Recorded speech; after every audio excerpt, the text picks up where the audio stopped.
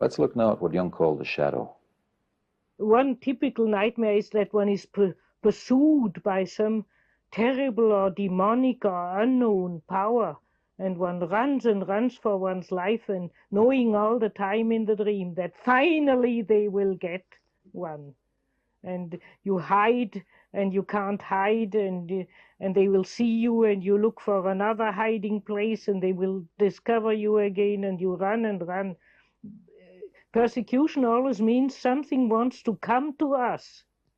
The only way to meet a persecuting demon is to turn around and to say, here I am, what do you want from me?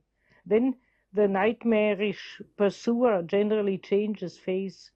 It simply represents that we have turned away from some part of our psyche, and therefore it runs after us. It wants to get at us, literally.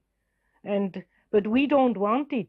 The unconscious shows us the face we show it. If we reject something within us, then it becomes destructive to us. And if we don't reject it, that's what I mean by saying turning around and saying, in a friendly manner, what do you want? Then you suddenly see that it isn't so bad.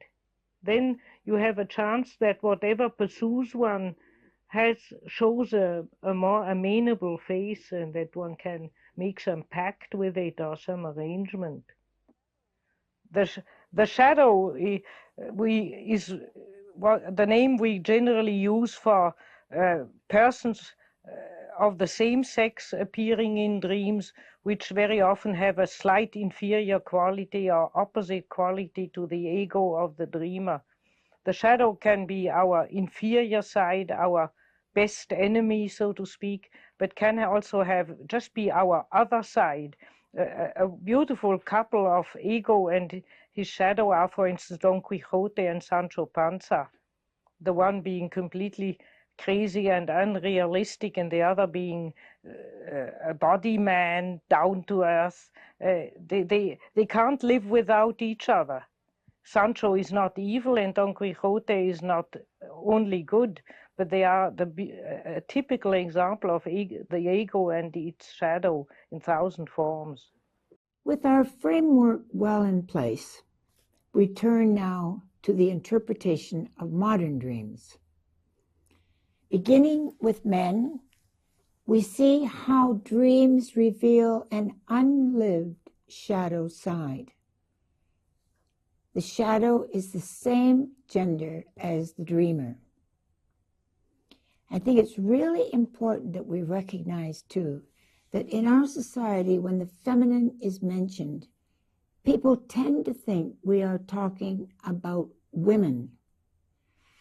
But in this process of integration, in the individuation process, it is the relationship to the feminine within that is determining the relationship to the feminine without.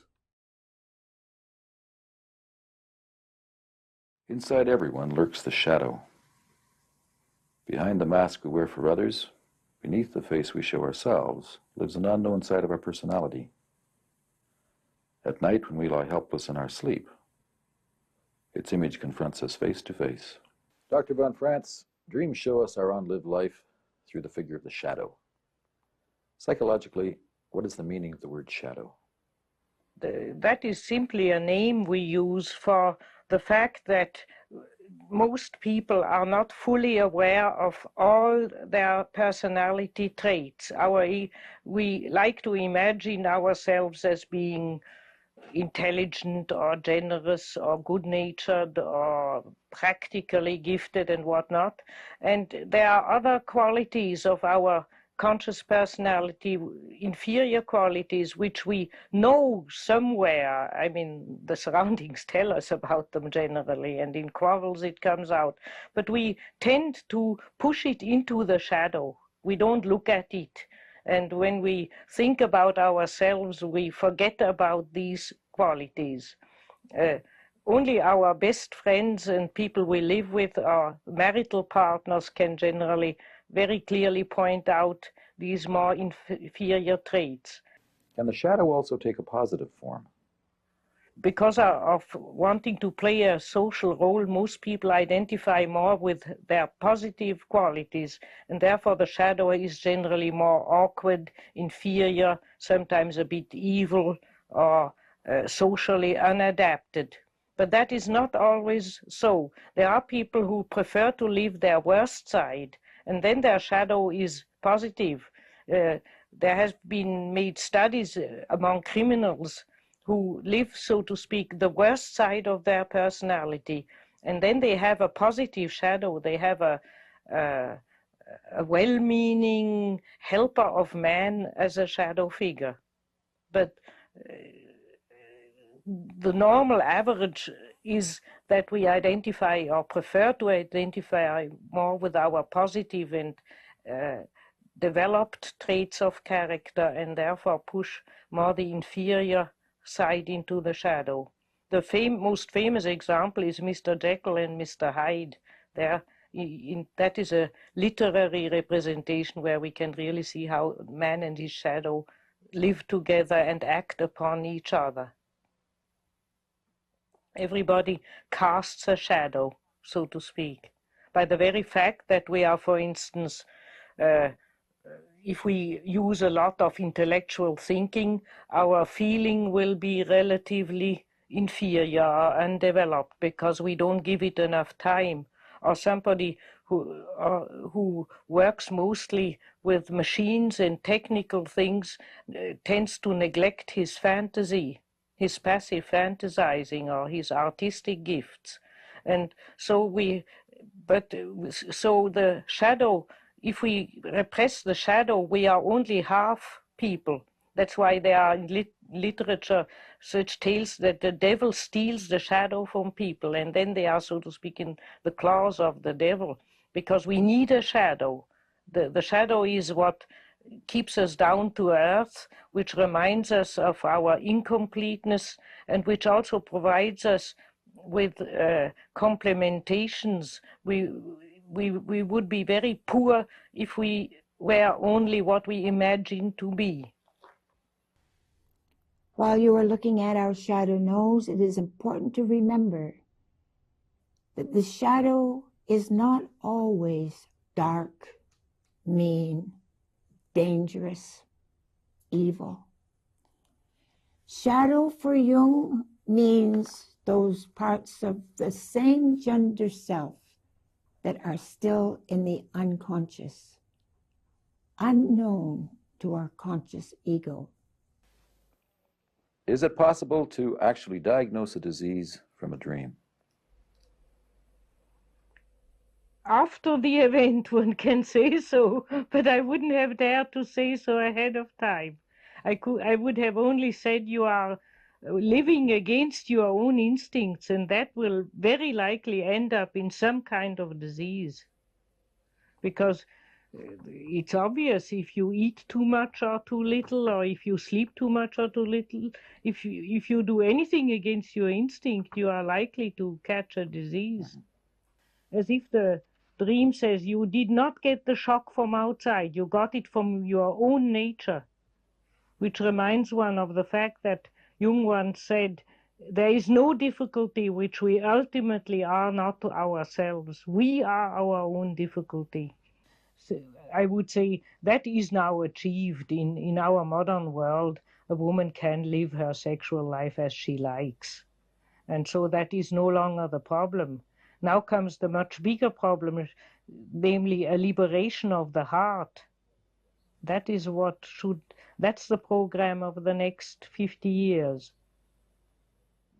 Liberation of the heart.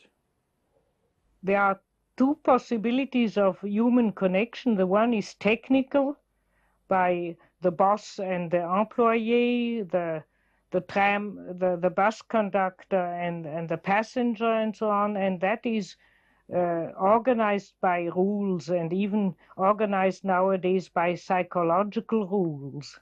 There are training programs for managers, how they manage the employees and so on, and that is all rationalized. And the one thing which is always left out is the liking and the disliking, and the feeling reaction. For instance, what does not count A woman would sometimes like to say, this sounds all very logical, but I have a strong feeling against it. No, nobody would put any attention to that nowadays. If she cannot formulate it as a logical deduction, just to say my feeling tells me, my feeling instinct tells me this is no good, then one just ignores it. One walks over her. And men do the same thing. Men have feelings too, but they ignore them. They think they have a funny feeling in their stomach, and they think, oh, that is a jet lag or something, and they rationalize it away. They don't listen to the reactions of the heart. Spill them out that way, and that's the way it has to be. The whole depersonalization and the whole mass organization of modern society is destructive to feeling. Von Franz has emphasized that the face that we turn to the unconscious is the face that is reflected back to us. In other words, if we are angry, we often get an angry response back from the unconscious. If we are diffident, the same kind of diffidence comes back to us. It's very important when we feel ourselves being chased by a demon that we stop and hold. Instead of running, some people run for a lifetime away from this thing that is running after them. If we can just stop and turn around and say, what do you want? Bring in all the strength you've got to say it or to look this thing in the face. It's amazing how you may get an answer and it will tell you what it wants. It may say, I want to love you. I want to know you. I want you to know me. And the demonic may suddenly become its opposite.